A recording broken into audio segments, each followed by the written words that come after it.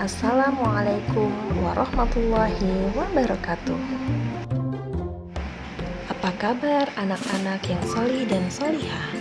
Bertemu lagi di dalam video pembelajaran pendidikan agama Islam dan budi pekerti kelas 4, pelajaran 3, Aku Anak Solih. Sebelum kita memulai pembelajaran, marilah kita berdoa terlebih dahulu. A'udzubillahi minasyaitonirrajim. Bismillahirrahmanirrahim. Rabbi zidni ilma warzuqni fahma birahmatika ya arhamar rahimin. Amin. Siapa di antara kalian yang ingin menjadi anak solih? Kenapa? Karena menjadi anak yang solih memiliki banyak sekali keuntungan. Di antaranya pertama, disayang, dicintai, serta diridhoi oleh orang tua. Yang kedua, dicintai dan diridhoi oleh Allah Subhanahu wa Ta'ala. Jika orang tua kalian ridho ya, karena ridhonya Allah adalah ridhonya orang tua. Yang ketiga, setiap doa kalian akan mudah dikabulkan oleh Allah Subhanahu wa Ta'ala. Dan yang paling penting, apabila kalian menjadi anak yang solih dan solihah, insya Allah kalian akan banyak memiliki rezeki. Bagaimana ya caranya menjadi anak yang solih dan solihah? Yang pertama, harus menjadi orang yang jujur. Ada sebuah kisah tentang kejujuran seseorang pada masa Khalifah Umar bin Khattab. Kalian simak ya cerita berikut ini. Pada suatu malam, Khalifah Umar ditemani pengawalnya berkeliling negeri untuk melihat dari dekat kehidupan rakyatnya. Sampai di pinggiran kota Mekah, Khalifah tertarik melihat sebuah gubuk kecil. Beliau mendengar suatu percakapan. "Anakku, malam ini kambing kita mengeluarkan susu sedikit sekali. Ini tidak cukup untuk memenuhi permintaan pelanggan besok pagi," keluh wanita itu kepada anaknya. Dengan tersenyum, anak gadisnya itu menghibur. "Ibu, tidak usah disesali. Inilah rezeki yang diberikan Allah kepada kita hari ini.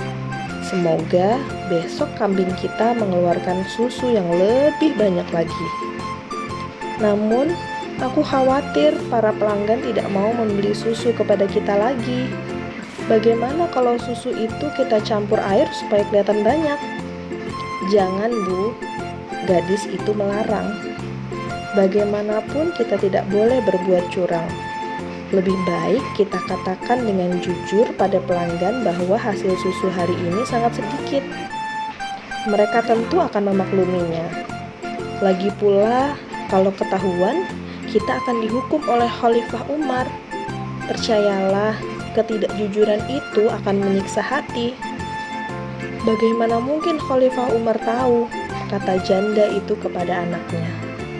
"Saat ini beliau tidur pulas di istana megah tanpa pernah mengalami kesulitan seperti kita." Gadis remaja itu tersenyum dan berkata, "Ibu, memang Khalifah tidak melihat apa yang kita lakukan sekarang. Tapi Allah Maha melihat setiap gerak-gerik makhluknya. Meskipun kita miskin, jangan sampai kita melakukan sesuatu yang dimurkai Allah." Dari luar gubuk, Khalifah Umar kagum dengan kejujuran gadis itu.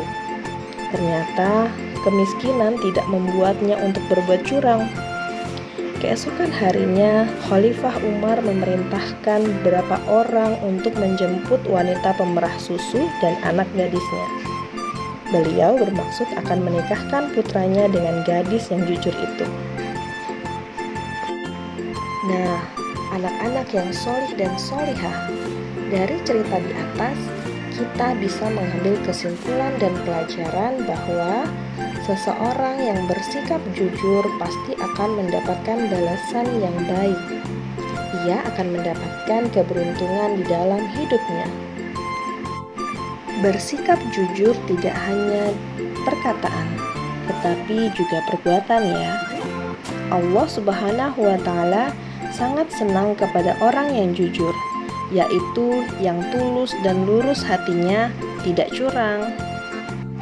Misalnya, jujur dalam mengerjakan tugas seperti ujian ataupun ulangan, tidak boleh mencontek, dan jujur dalam setiap menggunakan uang, seperti mengembalikan uang kembalian sisa belanja. Mengatakan sesuatu dengan jujur, misalnya mengakui kesalahan. Orang yang jujur selalu memiliki banyak teman dan dicari orang. Sebaliknya, Allah Subhanahu wa Ta'ala tidak senang kepada orang yang tidak jujur atau curang. Dan orang yang tidak jujur akan dibenci oleh semua orang, termasuk Allah Subhanahu wa Ta'ala. Sikap anak solih yang kedua yaitu bersikap amanah. Apakah kalian masih ingat? Nabi Muhammad SAW mulai berdagang ke Syam bersama pamannya pada usia yang sangat muda, yaitu 12 tahun. Di dalam berdagang, beliau selalu memiliki sikap amanah, yaitu terpercaya. Setiap barang dagangan yang dititipkan kepadanya dijaga dengan amat sangat baik. Mengingat sikapnya itu, beliau mendapatkan gelar Al-Amin, yang artinya orang yang dapat dipercaya. Sebagai umat Nabi Muhammad SAW, kita harus meneladani perilaku beliau. Misalnya, rajin belajar, mengerjakan tugas sekolah, menjaga nama baik orang tua kita, tentu saja menjaga nama baik guru dan sekolah kita. Demikianlah materi bersikap jujur dan amanah. Kita akan bertemu lagi pada video pembelajaran berikutnya mengenai hormat dan patuh kepada orang tua dan guru, serta santun dan menghargai teman. Kita tutup pembelajaran kali ini dengan mengucapkan hamdalah. Alhamdulillahirabbil alamin.